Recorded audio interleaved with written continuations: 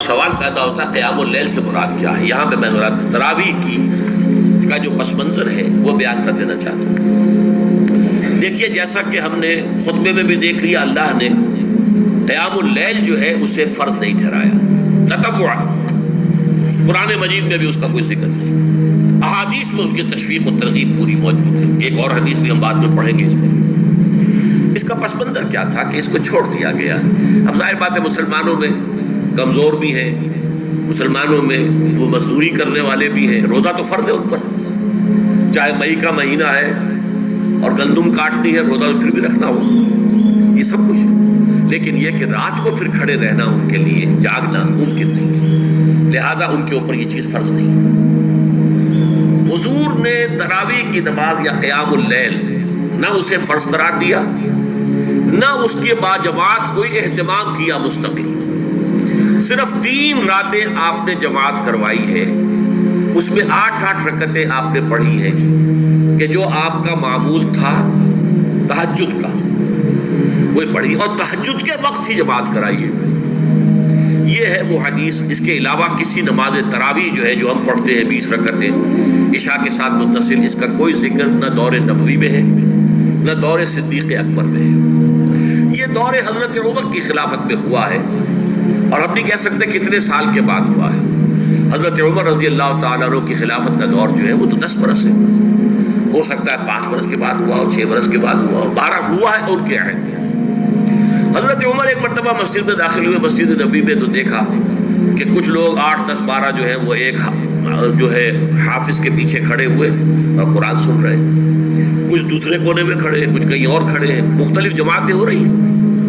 تو انہوں نے سوچا کہ کیوں نہ ان سب کو ایک امام کے پیچھے جمع کر دیا جائے، اور اس کے لیے لوگوں کی سہولت کے لیے عشاء کے ساتھ متصل رکھ دیا جائے، اس لیے کہ تہجد کے وقت اٹھنا جو ہے وہ تو ہر کس و ناقص کا کام نہیں ہے، کہ عشاء کے بعد اگر تھوڑا سا اضافی وقت ہو صرف تو یہ ہر شخص کر لے گا، مزدور بھی کر لے گا۔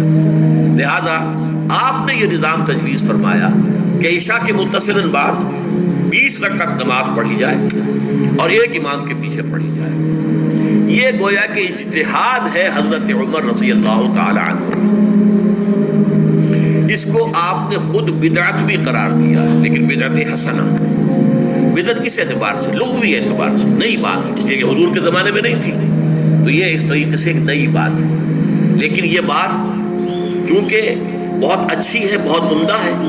آپ جب یہ نظام چل پڑا تو ایک دن مسجد میں آئے، دیکھا کہ بڑی بھری مسجد ہے، صحابہ کھڑے ہیں اور ایک امام کے پیچھے قرآن سن رہے ہیں۔ آپ نے فرمایا نعم البدعۃ ھذہ، یہ جو ہم نے نئی بات شروع کی ہے یہ بہت اچھی ہے، بہت عمدہ ہے۔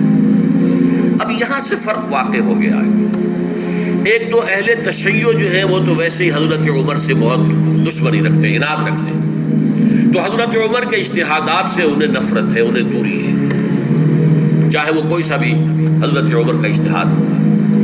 ہمارے ہاں اہل حدیث حضرات بھی در حقیقت حضرت عمر یا کسی اور خلیفہ راشد کے فعل کو وہ سمجھتے ہیں کہ یہ ایگزیکٹو آرڈرز ہیں، یہ ہمیشہ کے لیے نہیں ہے۔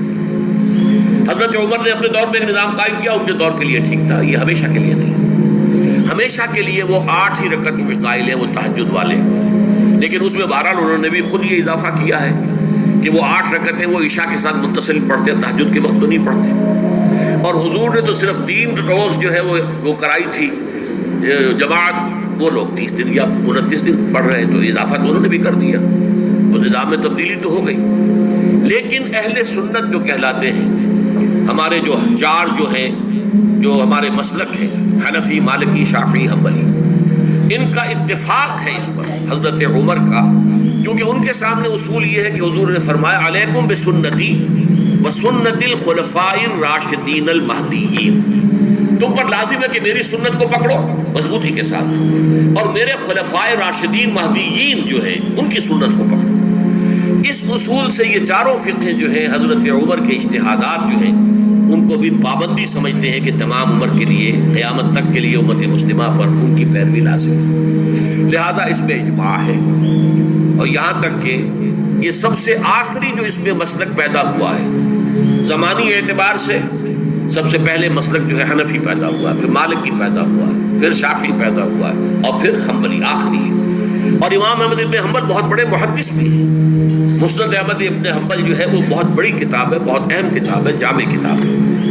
تو ان کے ہاں بھی 20 رکعتیں ہیں. چنانچہ حرمین شریفین میں، سعودی عرب میں، مکے اور مدینہ منورہ میں جو نماز تراویح ہوتی ہے اس کی 20 رکعتیں ہیں. لیکن اہل حدیث حضرات جو ہے وہ اس 8 کے اوپر اکتفا کرتے ہیں. بہرحال یہ ایک اختلاف ہے جو میں نے اس کا پس منظر بیان کر دیا. لیکن اس 20 رکعت نماز سے ادا کرنے سے، جو کہ زیادہ سے زیادہ 50 منٹ یا 1 گھنٹہ لگتا ہے، اس سے وہ قیام اللیل کا حق ادا نہیں ہوتا. قیام اللیل کا تو کچھ اور ہی تقاضا ہے. قیام کسے کہتے ہیں؟ یہ سورہ مزمل سے واضح ہوتا ہے. یا ایھا المزمل قم اللیل الا قلیلا نصفہ او انقص منہ قلیلا او زد علیہ ورتل القرآن ترتیلا. آدھی رات یا آدھی رات سے کچھ کم، یعنی تہائی رات، یا آدھی رات سے کچھ زائد، 2/3 رات، یہ ہے قیام اللیل. چنانچہ سورہ مزمل ہی کی آخری آیت جو دوسرا رکوع مشتمل ہے جس پر، اس میں صاف کہہ دیا گیا ان ربک یعلم انک تقوم ادنی من ثلثی اللیل ونصفہ وثلثہ وطائفۃ من الذین معک. اے اللہ کے نبی، اللہ خوب واقف ہے کہ آپ بھی اور آپ کے ساتھ ایک جماعت بھی رات کو کھڑی رہتی ہے، 2/3 رات یا آدھی رات یا 1/3 رات. تو یہ سارا معاملہ جو ہے قیام اللیل کا، گویا کہ کم سے کم 1/3 رات پر اس کا اطلاق ہو سکے گا، یہ نہیں کہ 1 گھنٹے. اور اس کے ضمن میں دیکھیے حدیث پڑھیے. تیسری حدیث ہے عن عبداللہ ابن عمرو ابن العاص رضی اللہ تعالی عنہ. یہ وہی عبداللہ ابن عمرو ہے جن کی میں نے آپ کو حدیث پہلے سنائی ہے. یہ ساری رات کھڑے رہتے تھے، پوری رات، اور ہر روز روزہ رکھتے تھے، جس پر حضور نے منع کیا، لا تفعل، مت کرو ایسا. رضی اللہ عنہما، یہ خود بھی صحابی ہیں اور ان کے والد عمرو بن العاص بھی صحابی ہیں.